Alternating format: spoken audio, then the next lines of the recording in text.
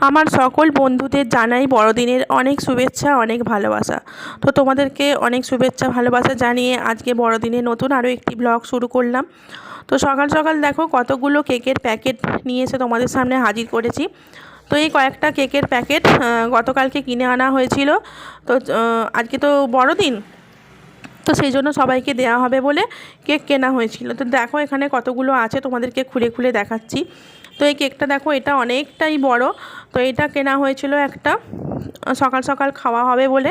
তো এই কেকটা খেতে আমার বেশ ভীষণ ভালো লাগে। আর এখানে এই ছোট্ট মতন প্যাকেটে আমার দুই মেয়ের জন্য কেক আনা হয়েছিল। তো এইটা দেখলাম যে খুব একটা ভালো নয়, একটু শক্ত মতন লাগছে, বাপুজির কেক কিন্তু খুব একটা ভালো নয়। ওই জন্য এটা ঠিকঠাক পছন্দ হলো না। তো যাই হোক, ওর বাবা নিয়ে এসেছে, আমি তো দেখিনি। আর এইখানে আর একটা কেক দেখো, এটা আমি নিয়ে এসেছি হাওড়া থেকে। তো এটা আমি খুললাম না আজকে। তো অতগুলো কেক এখন লাগবে না, এখন একটা প্যাকেট কেক কাটলে আমার দুদিন খাওয়া হয়ে যাবে আর কি, 2-3 দিন খাওয়া অবশ্যই হয়ে যাবে। আরও পাশে মায়ের বাড়ি থেকেও কেক এসেছিলো, একটা বড় কেক, সেটা মাকে আবার রিটার্ন করে দিয়েছি, কারণ সেই কেকটা আর আমাদের বাড়িতে এত কেক আর খাওয়া যাবে না, সেই জন্য রিটার্ন করে দিলাম। আর এখানে দেখো 2 কাপ গরম গরম চা নিয়ে চলে এসেছি। সকালবেলায় চা করলাম, চায়ের সঙ্গে নিয়ে নিয়েছি 2 ফালি কেক। তো এখন এটা মজাসে বসে বসে খাওয়া হবে চায়ের সঙ্গে। তো দিনটা শুরু করলাম চা আর কেক দিয়ে। তো দেখি পরবর্তী ক্ষেত্রে কি কি রান্নাবান্না করব। আগে চাটা খাই, খেতে খেতে চিন্তা করব যে সারাদিনকার রান্নাবান্না কি হবে আজকে। দেখো তো আজকে একটা ছুটির দিন, তাও তোমাদের দাদা ঘরে থাকবে না, এমন কাজের চাপ যে বেরোতেই হবে, কিচ্ছু করার নেই। তো কি করব, এখন ওকে খেতে দিতে হবে, এখন মুড়ি খাবে, সেই জন্য আমি ব্যবস্থা করছি কী দিয়ে খেতে দেবো, কী দিয়ে খেতে দেবো। প্রত্যেক দিন মুড়ি ছাড়া এখন কিছু আর খেতে চাইছে না, এক্সট্রা কিছু। তো যাই হোক, এখন মুড়ি খাওয়ার জন্য আমি কি ভাবলাম যে তাহলে একটুখানিটা পেঁয়াজ দিয়ে আর কয়েকটা কাঁচা লঙ্কা দিয়ে আর একটা ডিম দিয়ে দিই, এর মধ্যে দিয়ে একটু ভুজিয়া মতো নেড়ে চেড়ে ভাজা ভাজা করে নিই। আর তার সঙ্গে মুড়ির সঙ্গে শসা আর চানাচুর এসব মাখিয়ে আর এই ডিমের ভুজিয়াটা দিয়ে বেশ সুন্দর করে একটা মুড়ি মাখা হয়ে যাবে। তো ওটা খেয়ে ওটাও যেতে পারবে, সেই জন্য ওর জন্যই এটুকুটা করছি, কারণ আমরা কেউ এটা খাবো না, ওর একার মতন। আমরা সকলে কেক খেয়েছি আর মেয়েরা খেয়ে নেবে ব্রেকফাস্টে ম্যাগি। ঠিক আছে, কচুরি খাবে বলছিল, আমি খেতে দিইনি, কারণ দেখি কী রান্নাবান্না করি, সেই জন্য কচুরিটা আর আনতে দিলাম না। তো এই যে মুড়ি মাখাটা আমাদের সম্পূর্ণ রেডি হয়ে গেছে। দেখতে পাচ্ছ শসা আছে, পেঁয়াজ, ডিম সব এর মধ্যে রয়েছে, আর চানাচুরটা আছে নিচে। চানাচুর যদি খায় ওর মধ্যে দিয়ে, ও নিচে বসে বসেই খেয়ে নেবে। তো এটা এখন ওকে দিয়ে দেবো, ও খেয়ে দিয়ে বেরিয়ে যাবে।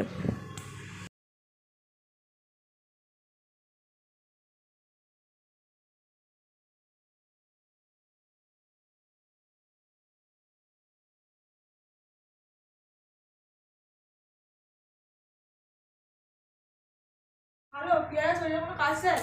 হ্যাঁ, কি দেয়? পিয়ানা একটা আপেলের কাজ করে। হ্যাঁ রে, বলে নিল। আর তুই দেখবি, আমি জানি বলেই তো বলছি। আরে আমরা তো কিছুটা পড়াশোনা করেছি, ওদের মতো ইংলিশ মিডিয়ামে না পড়লেও বাংলা মিডিয়ামে তো পড়েছি রে বাবা। তো বন্ধুরা, স্নান টান করলাম।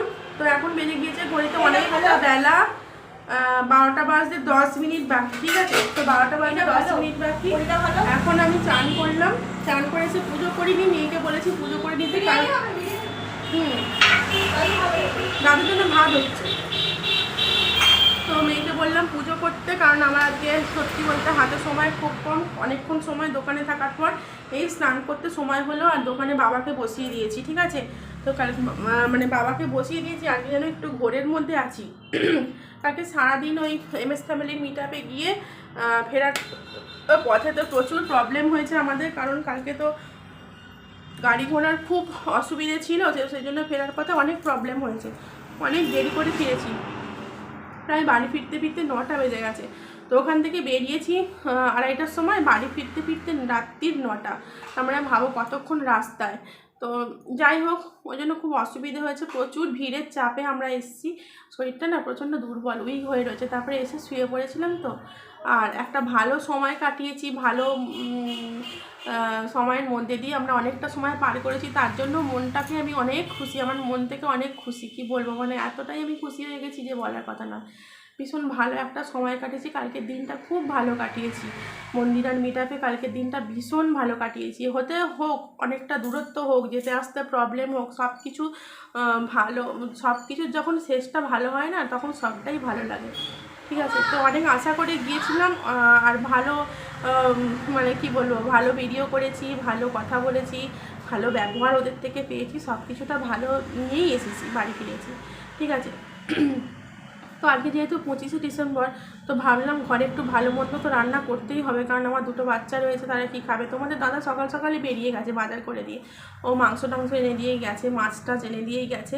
তো ভাবলাম অনেক দিন বিরিয়ানি খাওয়া হয় না, তো বিরিয়ানি বাড়িতে তৈরি না করলে আমাদের আবার কেউ কিনে খেয়ে পোষায় না, ঠিকঠাক ভালো লাগে না বিরিয়ানি কিনে খেতে। তো সেই জন্য বাড়িতেই বিরিয়ানি বানাবো। কী হলো, বাড়িতে বিরিয়ানি বানালে একটা প্রবলেম হয়, দাঁড়াও বলছে, ফুটে গেল নাকি? হ্যাঁ, বোনকে জানি পেয়ারা খাবো, বোনকে দে না, দাদু আছে এখন, দাদুকে এক ফোনটা দে। হ্যাঁ, শুনতে পেয়েছি, কিন্তু আমার খাওয়ার সময় নেই। তো অর্ধেক লোক বাড়িতে এখন আমার বিরিয়ানি খাবে, অর্ধেক লোক ভাত খাবে। তো সেই জন্য বাবা মা দুজনেই ভাত খাবে, তোমাদের তারাও বলে গেছে ভাত খাবে। তো সেই জন্য ওদের জন্য ছোটো হাঁড়িতে করে অল্প করে চাল নিয়ে ভাত রান্না করছি, আর আমাদের জন্য বিরিয়ানি করবো বলে চালটা একবারে ভাতটা বসিয়েই দিয়েছি, দুবেলার জন্যই করে নিচ্ছি আর কি, মানে যেটা হবে দুবেলা ধরে খাওয়া হবে, রাত্রিবেলা আর করা হবে না কিছু। তো সেই জন্য দেখো বিরিয়ানির জন্য ভাত বসিয়েছি, আর এখানে যারা বিরিয়ানি খাবে না তাদের জন্য ছোটো হাঁড়িতে এক মুঠোই ভাত বসিয়েছি। ঠিক আছে, তো ওই ভাতটা খাওয়া হবে, তোমার মাছের ঝাল হবে, মাছের ঝাল দিয়ে, আর মা বলেছে গিমে শাক আলু ভাতে মাখা করবে। ঠিক আছে, আর চিকেনটা কষতে কষতে যারা বিরিয়ানি খাবে না তাদেরকে চিকেন কষা তুলে দেবো, আর যারা বিরিয়ানি খাবে তাদের জন্য চিকেনটা বিরিয়ানিতেই যাবে। ঠিক আছে, এই হলো আজকে আমাদের মেনু রান্নাবান্না। তো চলো বন্ধুরা, তোমরা পুরো ভিডিওটা দেখতে থাকো। অনেকটা দেরি হয়ে গেল, আমি এখন জোগাড়যন্ত্রগুলো করে নিয়ে তোমাদের সামনে আসছি। ঠিক আছে, মাংসটা ধোয়া কমপ্লিট হয়ে গেছে। তো মাংসটা ভালো করে সুন্দর করে ধুয়ে নেওয়ার পর তো এর মধ্যে সমস্ত রকমের গুঁড়ো মশলাগুলো দিয়ে একেবারে মাংসটা ম্যারিনেট করে রেখে দেবো বেশ কিছুক্ষণ। কারণ এর মধ্যে দিয়ে দিচ্ছি হলুদের গুঁড়ো দিলাম, তারপরে এটা কি দিলাম, এটা লঙ্কার গুঁড়ো দিলাম, বেশ অনেকটাই লঙ্কার গুঁড়ো দিলাম, কারণ একটু ঝাল ঝাল করে বানাবো সেই জন্য। এখানে দিলাম আদা রসুনের পেস্ট, আদা রসুন টমেটো একসঙ্গে পেস্ট করেছিলাম, সেই পেস্টটা এর মধ্যে ঢেলে দিলাম। আর এরপরে দিয়ে দেবো কী দেবো যেন, এটা হচ্ছে বিরিয়ানির মশলা। ঠিক আছে, তো না বিরিয়ানির মশলা নয়, এটা ধনে গুঁড়ো। ঠিক আছে, ধনে গুঁড়ো দিলাম, আর জিরে গুঁড়োটা এখানে নেই, হাতের কাছে নেই, কারণ নিচে আছে। তো মাংসটা কষতে কষতে জিরে গুঁড়োটা এনে আমি এর মধ্যে দিয়ে কষবো। ঠিক আছে, এখন ধনে গুঁড়োটা দিয়েই ম্যারিনেশন করে রাখছি। তো এই যে এখন লবণও দিয়ে দিলাম এর মধ্যে বেশ খানিকটা, মানে যতটুকু লবণ দরকার ততটুকু লবণ ওর মধ্যে দিয়ে দিলাম। তো এরপর আমি দিয়ে দিচ্ছি বিরিয়ানির মশলা শেষে। তো বিরিয়ানির মশলা বেশ খানিকটা দিলাম, প্রায় 1 প্যাকেটের অর্ধেকের বেশি বিরিয়ানির মশলাটা মাংসর মধ্যে দিয়ে দিলাম। তো সব কিছু দিয়ে দেওয়ার পর এখন রয়েছে যেটা বাকি, সেটা হলো কেওড়া জল। তো কেওড়া জলটা আমি ছিপির মুখ করে 2 ছিপির আমি এর মধ্যে দিয়ে দিলাম, দিয়ে এটাকে বেশ সুন্দর করে ম্যারিনেশন করে কতক্ষণ রাখবো জানি না। তো এটা ম্যারিনেশন করে থাকবে, বেশ অনেকক্ষণ থাকবে, ওই তোমার কত মিনিটের মতন, প্রায় 20-25 মিনিটের মতন থাকবে, কারণ এর মধ্যে আমি আলু কাটবো, পেঁয়াজ কাটবো, এগুলো কাটবো, একটু দেরি হবে। তারপরে এপাশে টুকিটাকি কাজ রয়েছে, সেইগুলো একটুখানিটা সারবো। তো এই করতে করতে বেশ খানিকটা সময় যাবে, ততক্ষণ ধরে চিকেনটা খুব ভালো ম্যারিনেশন হয়ে যাবে। তো ম্যারিনেশনটা করা থাকলে না মাংসর টেস্টটা খুব সুন্দর হয়। আর বিরিয়ানির মাংস ম্যারিনেশন না করে রান্না করতে নেই। আমার উচিত ছিল যখন খুব সকালেই তোমাদের দাদার মাংসটা এনেছিল তখন ধুয়ে ম্যারিনেশন করা, কিন্তু তখন তো আদা রসুন টসুনগুলো ছাড়ানো হয়নি। তারপরে আমি ব্যস্ত হয়ে গিয়েছিলাম, বাবা আসলো দোকানে বসিয়ে তারপর তো উঠলাম, তো সেই জন্য একটু দেরিই হয়ে গেল। আর এখানে দেখো রান্না বসিয়ে দিয়েছি আমি, আর বিরিয়ানির আলুগুলো ভাজা হচ্ছে।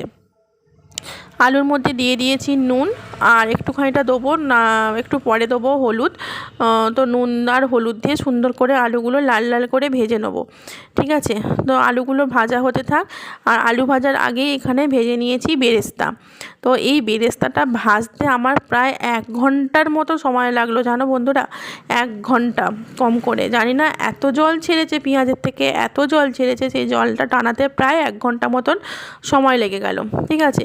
আর এখানে একটু গরম জল বসানো রয়েছে, তো মেয়েটাকে চান করাবো, সেই জন্য একটু গরম জল বসিয়েছি। তো এইটা হতে হতে, গরম জলটা হতে হতে ওকে চানও করিয়ে দেবো, ঠিক আছে। তো এইগুলো এখন হতে থাক। আর মাংসটাও তুলে দিয়েছি এর মধ্যে। একেবারে মাংস তোলার কিছুক্ষণ পর আলুগুলোও দিয়ে দিলাম, দিয়ে সুন্দর করে এখন কষানো হচ্ছে, কষানো চলছে, বেশ খানিকক্ষণ কষানো চলবে এখনও, প্রায় 15-20 মিনিটের মতন এখনও কষাতে হবে। তো চাপা দিয়ে আমি কষাচ্ছি একটা সুন্দর কালার আনার জন্য, আর মাংসটা যেন সেদ্ধ হয়ে যায় সেরকম অনুযায়ী কষাচ্ছি। তো জল দিইনি, যতটুকু মাংস থেকে জল বেরিয়েছে ততটুকুই বেরিয়েছে, কারণ আলাদা করে জল আর দেওয়ার দরকার নেই। বেশি জল দিলে ঝোল হয়ে যাবে মাংসটা, তখন আবার বিরিয়ানিটা করতে অসুবিধে হয়ে যাবে। তো যাই হোক, দেখো এটা বেশ কিছুক্ষণ এখনও কষাবো, ঠিক আছে। তো খুন্তি দিয়ে নাড়তে নাড়তে আমার হাতই ব্যথা হয়ে যায়, ঠিক আছে, কি করব, কিছু করার নেই আর। যাই হোক, চলো মাংসটা কষানো হতে থাক। তো বিরিয়ানিটা হয়ে গেলে একেবারে তোমাদেরকে দেখাচ্ছি যে দেখতে কেমন হয়েছে। এই দেখো বন্ধুরা, বিরিয়ানিটা আমার হয়ে গেছে, এখন দুপুর 2:30 বাজে। আমার এই জাস্ট বিরিয়ানিটা কমপ্লিট হলো। আর এখানে 2 বোনের জন্য বেড়ে নিয়েছি, আর ওদের ওপরে সাদা ভাত দেখেই বিরিয়ানিটা দিলাম, নিচে তলাকার থেকে তুলিনি, কারণ ওরা ঝাল একটু খেতে পারবে না, মাংসটা বেশ ঝাল ঝাল রান্না করেছিলাম। তো সেই জন্য ওপরে সাদা ভাত দেখে বিরিয়ানিটা তুলে দিলাম। আর ওদেরকে খাওয়াতে বসবো এখন, তার আগে মা ভাত খাচ্ছে, বাবার খাওয়া হয়ে গেছে। বাবা মাছের ঝোল শাকের তরকারি দিয়ে ভাত খেলো, মাও তাই সেম, মাছের ঝোল শাকের চচ্চড়ি দিয়ে এইগুলো দিয়েই ভাত খাচ্ছে। মাংস কষা দিলাম, বাবা খায়নি, রেখে দিয়েছে, বলে এবেলা অনেকগুলো মাছ খাওয়া হয়ে গেছে, ওবেলা খাবো। আমার বাবার মাংসর থেকে মাছটা বেশি প্রেফার করে, মাংসটা খুব কম প্রেফার করে। খাসির মাংসটা হলেই একমাত্র ভালোবাসে, তাও 1 পিস 2 পিস করে খায়, একবেলা দিলে 4 বেলা ধরে খায়, এইরকমভাবে খায়, ঠিক আছে। তো এখানে দাঁড়িয়ে আছে, জিজ্ঞেস করছিলাম তুমি বিরিয়ানি খেলে না কেন, বলছে যে বিরিয়ানি আমি রাত্রিবেলা খাবো, আমার জন্য রেখে দিবি, আমার এখন দুপুরবেলা ঠিক ভালো লাগে না বিরিয়ানিটা। তো এই বলছিলাম, বাবা মেয়ে দুজনে আলোচনা হচ্ছিল। আর এখন সবাইকে জানাচ্ছি গুড ইভিনিং বন্ধুরা। তো সন্ধে হয়ে গিয়েছে ঘড়িতে, এখন বেজে গিয়েছে প্রায় 7:30 মতন। তো মা এলো 6:30টার দিক করে, তখন আমি অঘরে ঘুমাচ্ছি। তো যেহেতু আজকে শরীরটা ভীষণই খারাপ, খাওয়ার পর না আরও শরীরটা কীরকম পেট মোচড় দিয়ে কেমন একটা হচ্ছিল, ভীষণ অস্বস্তি হচ্ছিল শরীরটার মধ্যে। তো ঘুম থেকে চোখ খুলে দেখি না মা এসে দাঁড়িয়ে আছে, মা দেখে গেছে আমার শরীরটা ভালো নয়, ওই জন্য সন্ধে টন্ধে দিয়ে আবার ছুটে ছুটে চলে এসেছে। তো এসে দেখে না আমি শুয়ে আছি, আমাকে বললো কী রে কেমন আছিস, আমি মানে এই যে শুয়ে আছি, আর তুমি হচ্ছে গিয়ে এসছো যখন, তাহলে একটু চা করো, আর তোমার জামাই ব্যাগে ভর্তি করে বাজারে এনেছে, সেই বাজারগুলো একটু গোছ করে দিতে হবে। বলছে আচ্ছা ঠিক আছে। তো মা প্রথমেই আমাকে চা করে দিল, সবাইয়ের জন্য চা করলো, আমরা সবাই মিলে চা খেলাম। সন্ধ্যের চাটা যাই হোক করতে হয়নি, আর আমি ঘুমোচ্ছি বলে আমার মেয়েও সন্ধ্যে দিয়ে দিয়েছিল আর কি, শরীরটা খুব খারাপ লাগছিল আজকে। তো যাই হোক, এই সবগুলো করতে না করতে মা এসে এই সবগুলো সব গোছগাছ করলো। কী অবস্থা হয়েছিল গ্যাসের সামনেটা, বড্ড জিনিসপত্রগুলো মানে একসঙ্গে সব লেপ্টে চুপটে ছিল আর কি, সেই সবগুলো সমস্ত ক্লিয়ার করলো। আর মাকে বললাম তুমি এখন যাবে না, এই সবজিটা পাতিগুলো গুছিয়ে তুমি রাত্রির জন্য রুটিটা করবে, করে একেবারে রুটিটা নিয়ে যাবে, কারণ মা তো রাত্রিবেলা রুটি খাবে, সেই ঘরে গিয়ে মাকে রুটি করতে হবে। তো আমি বললাম এখানে এসছো যখন, এখানে অনেক সবজি আছে, তোমার যে সবজিটা খেতে ইচ্ছা হয় সেটা তুমি কেটে নাও, কেটে রুটির জন্য একটা এমনি তরকারি করো। আমাদের তো কেউ কিছু আর খাবো না, শুধু মা একাই রুটিটা খাবে। তো সেই জন্য মায়ের একার জন্যই 4টের মতন রুটি হবে, আর একটুখানিটা সবজির তরকারি হবে।